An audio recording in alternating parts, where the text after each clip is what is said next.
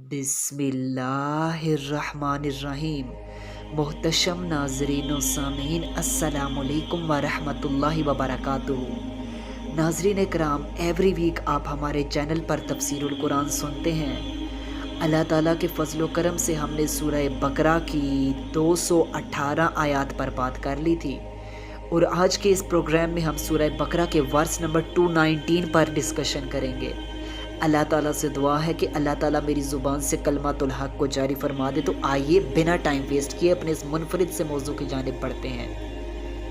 नाज़रीन कराम, सबसे पहले हम सूरह बकरा की आयत नंबर 219 का उर्दू में कुछ तर्जमा देखें, उर्दू में इसका मुताला करें तो इसका कुछ कॉन्टेस्ट इस तरह से है कि वो आपसे शराब और गैम्बलिंग मीन्स जुए के मुतालिक पूछते हैं, तो आप फरमा दीजिए कि दोनों में बहुत बड़ा गुनाह है और हाँ, लोगों के लिए कुछ दुनियावी फ़ायदा भी है इसमें, लेकिन जो इसका गुनाह है वो इसके बेनिफिट से, वो इसके फ़ायदे से बढ़कर है।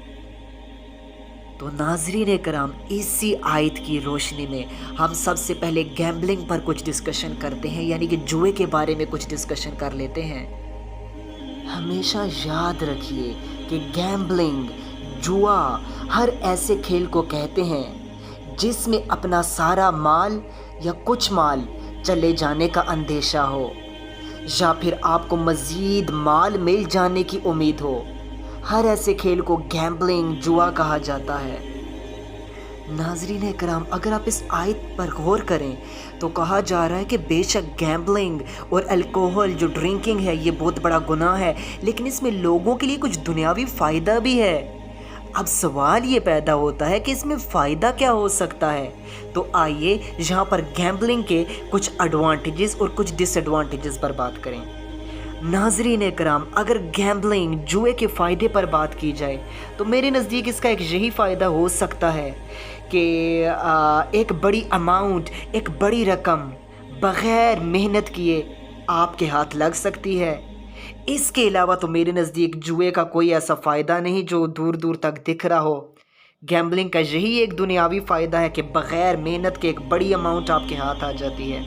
हाँ, अगर इसके डिसएडवांटेजेस पर बात की जाए तो आयत में कहा जा रहा है कि जो इसके नुकसानात हैं, जो इसका गुनाह है वो फ़ायदे से बढ़कर है। तो डिसएडवांटेजेस पर बात की जाए तो डिसएडवांटेजेस इसके बहुत से हैं। जैसा कि आप देख लें कि गैम्बलिंग के डिसएडवांटेजेस ये हैं, जो शख्स अपना माल जुए में हार जाता है तो उसकी ज़िंदगी तबाह बर्बाद हो जाती है। मिसाल के तौर पर आप देख लें, किसी ने जुए के लिए, गैम्बलिंग के लिए अपना सारा माल ही रख दिया है या 85%, 90% का उसने जुआ लगाया है।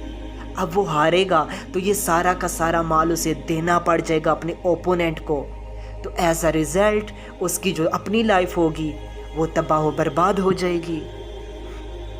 नंबर 2, जुए की वजह से लोगों में आपस में दुश्मनियां पैदा होती हैं। मिसाल के तौर पर अब देखिए, कोई दो बंदे आपस में जुआ उन्होंने खेला है। अब जिस शख्स को जुए के ज़रिए से वो रकम, वो अमाउंट मिली है, अब हमेशा से उसे मिलती जा रही है। जो उसका ओपोनेंट है वो हारता जाता है, हारता जाता है, हारता जाता है। अब एक वक्त आएगा कि वो कहेगा जो मेरा ओपोनेंट है इससे ये रकम मिल मिल मिल के मैं तो गरीब से गरीब तर होता जा रहा हूँ। इस तरह उनके आपस के जो बीच में नफ़रतों की दीवार खड़ी हो जाएगी और आपस में दुश्मनियां पैदा हो जाएंगी। इसी तरह आप देखें कि जुए की वजह से आप देखें कि आदमी सब की नज़रों में जलील होने लगता है। लोगों में उसे जुएबाज और सट्टेबाज के नामों से पुकारा जाने लगता है। इसके अलावा जुएबाज मेहनत से जी चुराने लगता है और हमेशा मुफ्तखोरी की आदत पर आ जाता है। नाज़रीन कराम, गैम्बलिंग, जुए के हवाले से कुछ इम्पोर्टेंट, कुछ अहम बातें हमेशा याद रखिए। नंबर 1, गैम्बलिंग, जुआ हराम है, जो आपको हमेशा याद रखना है। और इसके अलावा एक और बात हमेशा याद रखिए कि जुआ हर ऐसे खेल को कहते हैं जिसमें हम अपना सारा माल या कुछ माल हार जाने का अंदेशा हो या मज़ीद माल मिल जाने का अंदेशा हो, जिस तरह हमने शुरू में डिस्कशन की थी। इसके अलावा ہم مزید ایزی اور سمپل الفاظ میں اس کو ایکسپلین کریں تو فور ایگزامپل آپ دیکھ لیں شطرنج، اس کے علاوہ آپ دیکھ لیں تاش، اس کے علاوہ لوڈو، کیرم بورڈ، کرکٹ وغیرہ. اگر ان ہار جیت کے گیمز میں بازی لگائی جائے تو یہ سب کے سب گیمبلنگ، جوئے میں شمار کیے جائیں گے اور یہ حرام ہوں گے. یوں ہی آپ کرکٹ میچز کا حال دیکھ لیجئے. ایک اوور یا ایک بال پر جو رقم، جو اماؤنٹ لگائی جاتی ہے، جس کو ہم میچ فکسنگ یا سپورٹ فکسنگ بھی کہتے ہیں، یہ رقم، یہ اماؤنٹ بھی حرام ہے. اور آپ دیکھتے ہیں کہ سپورٹ فکسنگ کے سکینڈلز ہیں، یہ آئے روز دنیا میں دیکھنے کو مل رہے ہیں. اور یہ جو سکینڈلز ہیں بالخصوص یہ لیگ کرکٹ میں زیادہ دیکھنے کو ملتے ہیں. آپ دیکھ لیں تو اس کی سب سے جو بڑی مثال ہے وہ IPL. اس کے علاوہ آپ دیکھیں تو PSL، BPL، اس کے علاوہ آپ کیریبین پریمیئر لیگ میں دیکھیں کس قدر سپورٹ فکسنگ کے کیس آئے روز دیکھنے میں ملتے ہیں. اور اس کے علاوہ شاید دیگر جو یورپین کنٹریز ہیں، اس کے علاوہ یہ جو آپ دیکھتے ہیں بگ بیش لیگ ہو گئی، اس کے علاوہ جو کاؤنٹی ہو گئی، کیریبین پریمیئر لیگ ہے، ان تمام کی تمام لیگز میں جو جوا ہے، جو گیمبلنگ ہے، یہ عروج پر ہوتی ہے. اس کے علاوہ اگر آپ انٹرنیشنل کرکٹ میں ہی ICC کے جو ارینج کیے ایونٹس ہوتے ہیں، ٹورنامنٹس ہوتے ہیں، جیسے فور ایگزامپل ورلڈ کپ، جو ICC کی انڈر ورلڈ کپ ہوتے ہیں، ان میں بھی دیکھیں تو سٹہ بازی، جوئے بازی کا میدان گرم ہو جاتا ہے. سپورٹ فکسنگ، میچ فکسنگ کے سکینڈلز ان میں بھی سامنے آتے ہیں.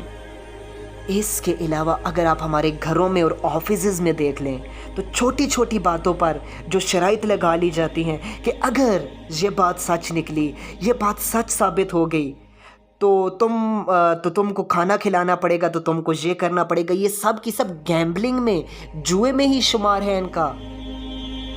ناظرین اکرام، اس کے بعد آپ اسی آیت پر غور کریں تو ادھر الکوہل، شراب کے بارے میں بھی بیان کیا گیا ہے. تو آئیے یہاں ہم شراب کے بھی کچھ ایڈوانٹیجز اور کچھ ڈس ایڈوانٹیجز پر بات کرتے ہیں. ناظرین اکرام، جدھر تک اس آیت میں بینیفٹس، فائدے کی بات کی گئی تو شراب سے آپ دیکھ لیں تو ظاہری طور پر یہی آپ کو ایک فائدہ ہو سکتا ہے، وقتی طور پر یہی فائدہ ہو سکتا ہے کہ بدن میں آپ کے چستی آ جائے گی. اس کے علاوہ ذہن میں کچھ تیزی آنے کا کوئی امکان ہو جائے، کچھ اندیشہ ہو جائے. اس کے علاوہ جو آپ کی فزیکل پاور ہے، جو جنسی قوت ہے، اس میں اضافہ ہو سکتا ہے، جس کے لیے عام طور پر شراب کا، الکوہل کا استعمال بھی کیا جاتا ہے. اس کے علاوہ اگر آپ کا ایک الکوہل کا، شراب کا کاروبار ہے، بزنس ہے، تو آپ کو اس میں کچھ بینیفٹ مل سکتا ہے. لیکن یہ جو جوئے کے، اس سے شراب کے ذریعے سے جو آپ کی ارننگ ہوگی وہ تو پھر بھی حرام ہوگی. لیکن دنیاوی اسپیکٹ سے آپ کو کچھ نہ کچھ بزنس میں فائدہ ہو سکتا ہے. بہرحال یہ سب حرام ہی ہے، اس کی جو ارننگ ہوگی. تو یہ تو رہے اس کے کچھ فائدے. اب دیکھیں تو ڈس ایڈوانٹیجز جو ہیں، جو اس کے نقصانات ہیں شراب کے، وہ فائدوں سے بھی بڑھ کر ہیں. آپ دیکھیں کہ شراب پینے سے انسان کی عقل زائل ہو جاتی ہے، انسان مینٹل ڈیزیزز کا بھی شکار ہو جاتا ہے. اس کے علاوہ جو انسان میں ایک سیکشول ڈیزائرز بڑھنے کا اندیشہ ہوتا ہے، جس سے معاشرے میں برائی عام ہو جاتی ہے. اس کے علاوہ آپ دیکھ لیں تو انسان حیوان نما بن جاتا ہے. انسان اپنی ماں، بہن، بیٹی کے درمیان تمیز فرق کرنے سے بھی عاری ہو جاتا ہے، اور انسان کامچور ہونے لگتا ہے. انسان عبادت سے جی چرانے لگتا ہے. اس کے علاوہ اگر آپ فزیکل ڈیزیزز میں ہی دیکھ لیں تو ہارٹ اٹیک کے چانسز بڑھ جاتے ہیں. اس کے علاوہ آپ دیکھیں تو بہت سی اس کے علاوہ بھی ڈیزیزز کاز ہو سکتی ہیں. ہم پہلے بھی چینل پر شراب کے ڈس ایڈوانٹیجز پر اچھے سے بات کر چکے ہیں. تو ناظرین اکرام، یہ بہت سے نقصانات ہیں اس میں.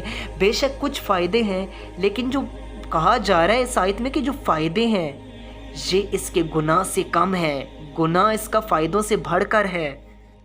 ناظرین اکرام، ہمیشہ یاد رکھیے کہ سورہ بقرہ کی اس آیت میں شراب اور جوئے کو حرام نہیں قرار دیا گیا، بلکہ وہ بعد میں اس کے لیے آیات نازل ہوئی تھیں. تاہم اس کی حرمت کے لیے، حرام ہونے کے لیے تمہید یہاں باندھ دی گئی. اس آیت سے ایک بہت اہم اصول یہ بھی معلوم ہوا کہ हर चीज़ में चाहे कितनी ही उसमें कितनी ही बुरी हो, कुछ ना कुछ फ़ायदे भी होते हैं। तो लिहाजा नाज़रीन इकराम, एक इधर से कुदरत का हमें ये भी असूल पता चला कि कुदरत की जानिब से किसी भी चीज़ को फ़ौरी तौर पर हराम नहीं कर दिया जाता। अब मिसाल के तौर पर फ़ौरन ही इसी आयत में हुक्म आ जाता, पहली आयत में, कि शराब हराम है, तो मेरा नहीं ख्याल कि किसी ने अमल करना था, किसने इस पर इम्प्लीमेंट करना था।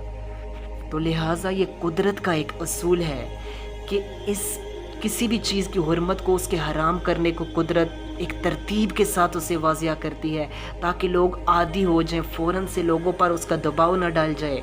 नाज़रीन करम, अपने आज के इस मौजू को यहीं पर एंड करते हैं। सांसों ने वफा की तो नेक्स्ट एपिसोड में एक और दिलचस्प मौजू लेकर हाजिर होंगे। तब तक के लिए अल्लाह हाफ़िज़।